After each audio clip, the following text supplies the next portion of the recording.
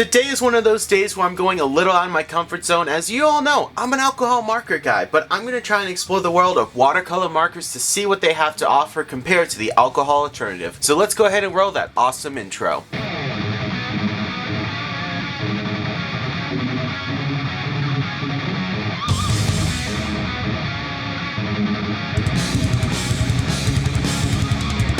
What's up guys, I'm J-Rod of battlebrawlerproductions, new to the channel. Welcome. We craft amazing comic book style illustrations through a variety of different mediums. And today we have a first on the channel as I'm going to be making some art with watercolor markers. Now these are the Winsor Newton Pro watercolor set, basic tone set of 12. These are really high quality watercolor markers. A lot of people really like these, so I thought I'd give them a try. And this comes with a lot of colors that are really good to start out with, including azalea crimson, burnt umber, cadmium red hue, cadmium yellow hue, cerulean blue hue, dioxin violet, hooker's dark green, ivory black, lemon yellow hue, Persian blue hue, sap green, and yellow orc. So a lot of fun colors to start with, and you could get a lot of tones by overlaying them. And I picked my setup from Amazon for $43.35, but you can pick this up at other retail and sellers for a variety of prices. I see them as low as $32 online, and they also have different sets available. As I mentioned, this is the basic tone set, but they do have a landscape, floral, sky, and more, including even 6 sets. You can just get 6 markers opposed to the 12. And I'm really excited to test this out. I am known for my love of alcohol markers. It is one of my expertise. It is also one of my favorite mediums to color with, so I'm really curious to see what the watercolor has to offer. I do have a good idea of what we're going to be able to do. We're still going to be working transparent, so we have to work light to dark, but we're going to be able to get a lot more extreme blends that we aren't able to get through alcohol markers, since we could add water to reactivate them and create these really cool blends and try and recapture that controlled chaos that watercolor has, but with more of a controlled manner that is similar to markers. So that's kind of the vibe I'm going to get with these. I might be wrong, let's see. But let's go ahead and pop these open and get our sketchbook out.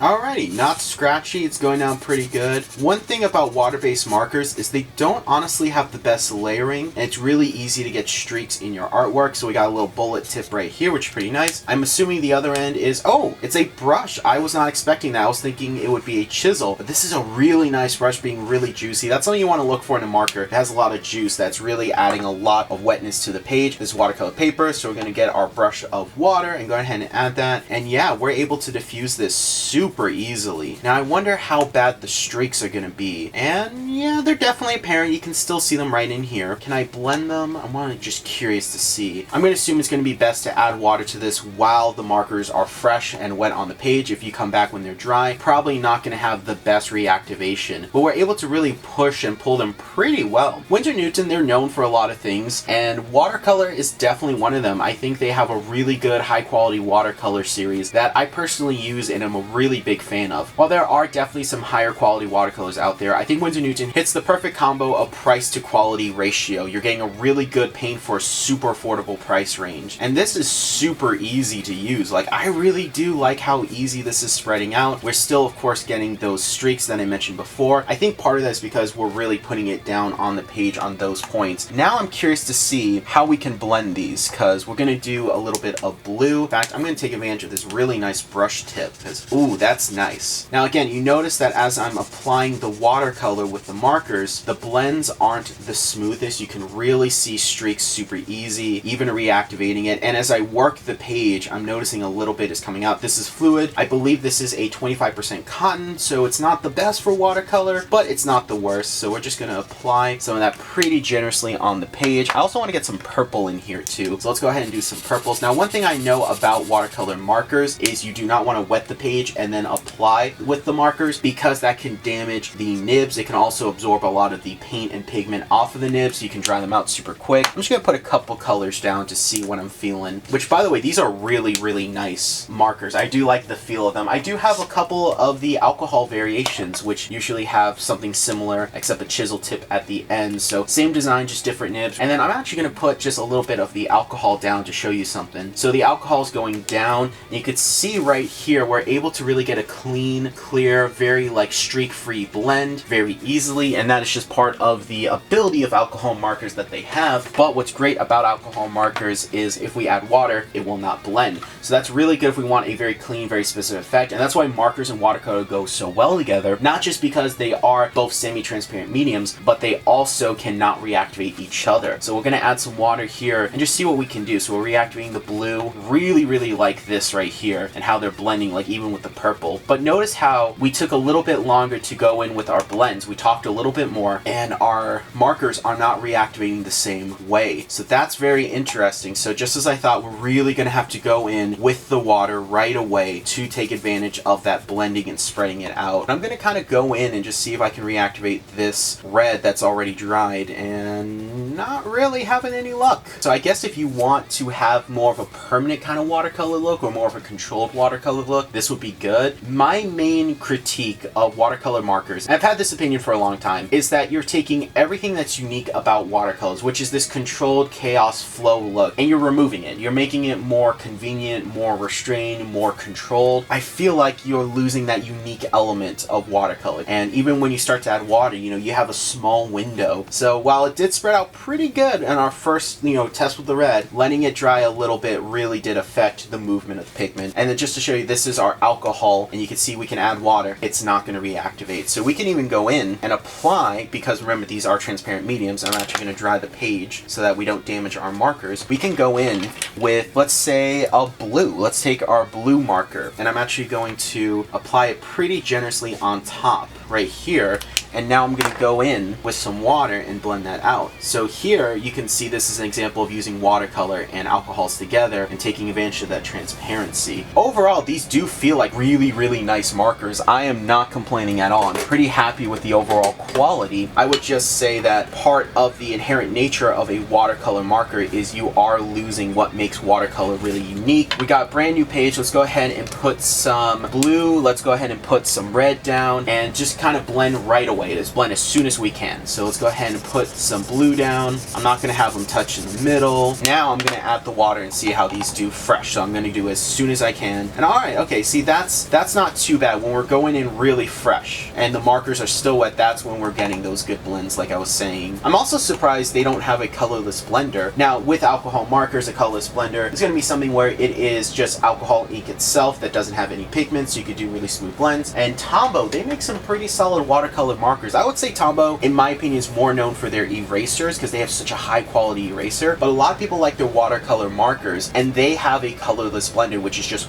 water. Now of course we can just use a normal cup of water, or we can actually just use a water brush, something like this. Not a big deal, but I'm surprised they don't come with one because I feel like that definitely would have been something to have. You can see now that as it starts to dry, we're not able to move where the marker touched the paper. We're also left with this interesting texture. Part of that is because watercolor paper has a texture to help you control the chaotic flow of it. I'm kind of interested in this. I kind of like this. It's not my favorite, but overall these aren't bad. If you're someone who is looking for a good solid watercolor marker, I think these are really good. They have a really good pigment, they're really bright, really colorful, and while they're wet, they activate really well. I was really happy with this in our first test. I think that these are really cool, really interesting. I definitely want to keep using these and do some cool art with them. So I think now we should get into the illustration that we'll be doing, because it's going to be a super fun challenge, because it's Paul Dare, one of the superheroes that we create for the channel, but I have a bit of a fun challenge for myself, as his color scheme is gray, and as you saw with this set, there's no grays and only 2 blues. So I figured, why not use a couple alcohol markers for the body, but I'm going to give him a bit of a power up and use quite a few different colors to illustrate his energy effect and see how that looks. I think it's going to be a really fun challenge, and I think it's going to look super cool and colorful. So let's go ahead and roll that super time lapse. Making this piece was super fun and incredibly relaxing. It was kind of like making my own coloring book, especially since I was going to do so much mixed media work on top of it, though I did make a mistake as I used the wrong ink. I used my favorite ink of all time, which is the Winsor Newton Black India ink, which unfortunately India inks are not alcohol marker proof. I totally blanked and just grabbed it out of force of habit. I should have used a Sumi ink, which is resin based and will not only be waterproof, it will also be alcohol marker proof, making it a better ink for mixed media works and for a project like this. I was still able to make it work, but it did prolong the project just a little bit because I had to be a lot more careful with my alcohol blends than I normally would have to be. Now, I did this project on watercolor paper, not only because the cotton would help to make the markers pop, but also to help with the watercolors to help make them pop and to take advantage of the medium itself, so I decided not to use my dip pen or my quill pen. I would get really clean and really sharp lines, but I wanted something a little more round, and my dip pen and my quill pen do tend to skip a little bit on really textured watercolor paper, which this was, so I decided, hey, why don't I use my short liner brush? This is a really solid brush that when dipped in ink, you're able to get almost identical lines to your dip pen, but you don't have to worry about extreme textures on your surface because the brush is a lot more soft flexible, so it's able to work with it better. I really do like this technique, and while it's not the first time that I have used this, I've used it other times on the channel before, it's something that I'm becoming more and more confident with, and I really do enjoy using. And it actually does speed up the process, as I'm able to really go in and get more extremeness with the brush than I can with my dip pen, just because it's far more flexible. Though again, it takes a lot of time to master, and you have to be really good with a brush and controlling the pressure of your hands, which for me, I am very heavy-handed, so that is an added challenge. But again, I've been practicing a lot with this technique, and I absolutely love what I'm able to do with it. The only other brush I used for this was my Klinsky Mimic Round 3, mostly just to fill in some larger areas, but it still is a really fun process, didn't take too long. Inking is incredibly relaxing, I've mentioned this multiple times on the channel, and if you have the right tools and the right paper, you're really able to create some amazing artwork that you can take further in your coloring stage.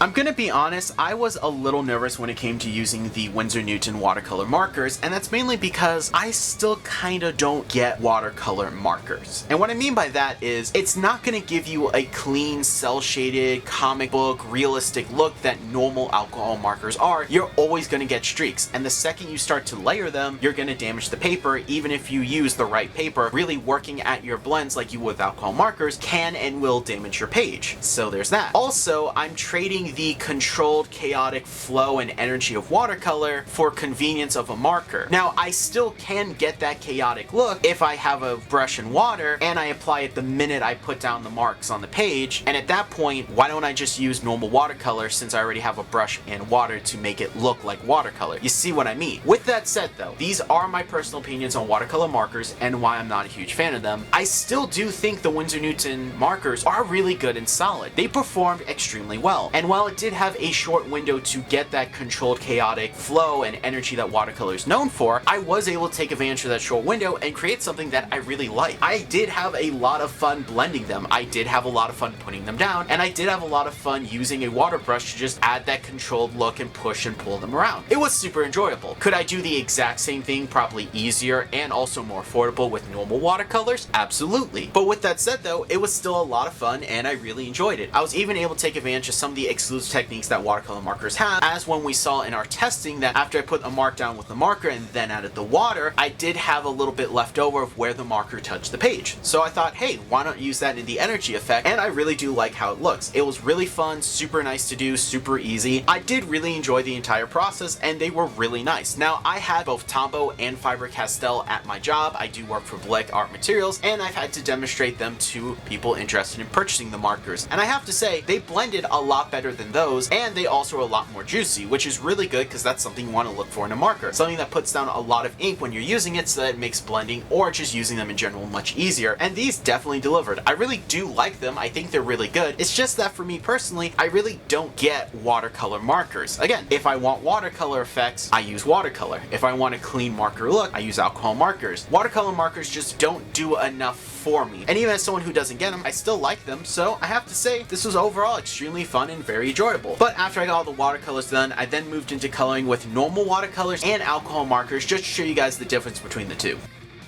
Now, as I mentioned in the inking part of this video, I used the wrong ink, so I had to be extremely careful with my blends. And you're gonna see right now just how different the alcohol markers are from the watercolor markers. As I mentioned before, you're able to get really clean, very nice blends that transition extremely well without having to worry about streaks, something that the watercolor markers struggle with. And that's very apparent here, as you can see a totally different style of shading and coloring compared to the watercolor markers. The watercolor markers just don't match the same blending. However, with that said though, the alcohol markers can't really do what the watercolors can do, and that's perfectly fine. If you're trying to figure out which one is best for you, it all depends on the type of look you're going for. For me personally, I would have to say just use normal watercolor and alcohol markers because they go extremely well together. One does not reactivate the other and vice versa, so that you're able to get some really cool layers and shading, and they just partner really well. I personally like to use watercolor for more energy or magical effects because it's such a contrast to the cel shading clean look that markers are able to give you. With that said though, it was super fun and nice to do, and I figured why not throw throw in some normal watercolors, so I decided to use my skin tone set, which came out really good. I absolutely love the slight olive that's in Poldare's skin. He is Hispanic, by the way. That's why his name is just Power in Spanish. I also thought it'd just be cool to see the brush techniques and how I'm able to do a little bit more blending and have a little bit more control that I really can't have with the markers. Again, they're not bad, I just still kind of don't get the markers. Either way, that is still my opinion, and I absolutely love how this piece came out. I also decided to do a little extra work that I didn't get a chance to film, to use the markers to add a little bit of an extra background to really help the piece pop and look really cool and unified. So with that said, let's go ahead and take a look at the grand reveal of everything.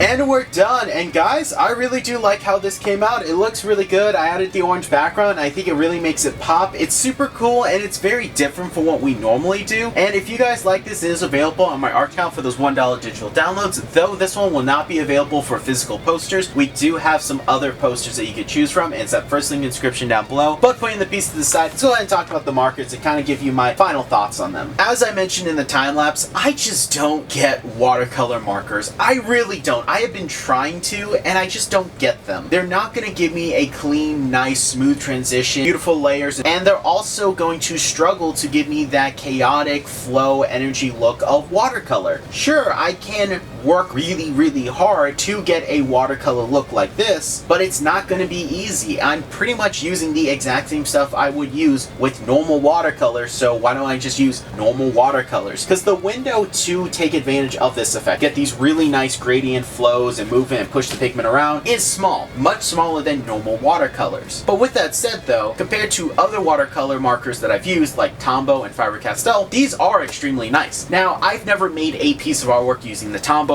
or the Faber-Castells. I've only demoed them at my job to people who are interested in them. But from what I can tell, I really like them. I think they're really good, high quality watercolor markers that also have a larger window to play and push around, and also are much easier to play with and push around than the other brands. It really does come down to personal preference. For me, while these are extremely nice watercolor markers, I really just don't get the point of watercolor markers. They're not going to do what watercolor or alcohol markers are capable of, and even in some instances where you can get something similar, you're really struggling and really working at it to get those effects that are almost effortlessly done with the other two mediums. So here's the thing. For me personally, I would rate this a 5 out of 10, just because I don't really get watercolor markers, but if I was to rate them just as watercolor markers as a whole, putting my biases aside, these would get a 9 out of 10. They're really good and super high quality. I definitely think I'm going to try and do some experimentation with them and just see what I can really do with them, just so I can get more of an appreciation for water-based markers. I have to say, this one definitely did not change my mind. I am still an alcohol marker guy, but I'd love to hear your guys' opinions in the comment section down below. Please let me know what you guys think of these markers. I really want to hear how you guys use them and some of the advantages that you found using them, because I really do love this part of doing YouTube, is I get to hear you guys' opinions. I also like to hear your opinions on what you think of the artwork itself. Do you like it? Do you hate it? What are some of the things that I could have done better? I really did think I got a really good demonstration of the watercolor markers, traditional watercolor, and then traditional alcohol markers to really show the difference between them, just so you guys could see. And I really did have a lot of fun making this piece, and I definitely, like I said, want to revisit these at some point. So please let me know what you guys think I should make with these in the comment section down below while you're down there. Again, the ArtStation account is down there as well. And I really appreciate you guys checking out the video. Like if you enjoyed, subscribe, all the normal YouTube jazz. And remember, I'm J-Rod at BattleBrawlerproductions. I draw a power of my own soul, and thank you all so much for watching.